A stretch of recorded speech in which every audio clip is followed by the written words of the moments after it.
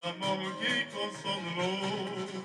Korçë u zhvillua për të dytin vit radhazi konkursi i këngës frankofone në kuadër të aktiviteteve të pranverës frankofone. Në skenën e teatrit të Kukullave performuan 12 fëmijë dhe të rinj, të cilët sollën emocione dhe pasion për muzikën në gjuhën frënge.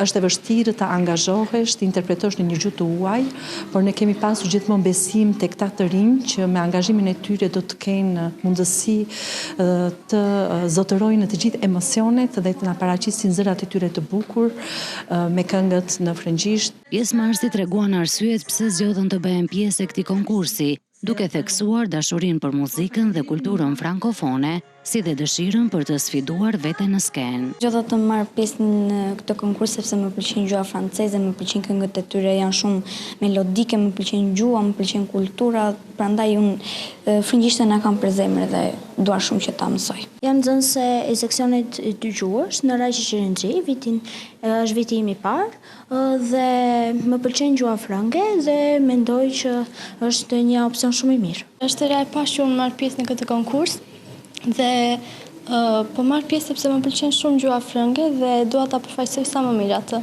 Është hera e parë që unë marr pjesë në këtë konkurs dhe emocionet duken që janë shumë të mëdha. Unë sot do të këndoj këngën Dernier Dance nga Indila dhe jam shumë e lumtur për këtë gjë dhe gjithashtu dua të sfidoj veten në fushën që u dua më shumë në muzikë. Nga ky konkurs u përzgjedhën 3 fitues, të cilët do të përfaqësojnë Korçën në garën kombëtare, duke vijuar më tej rrugëtimin e tyre artistik.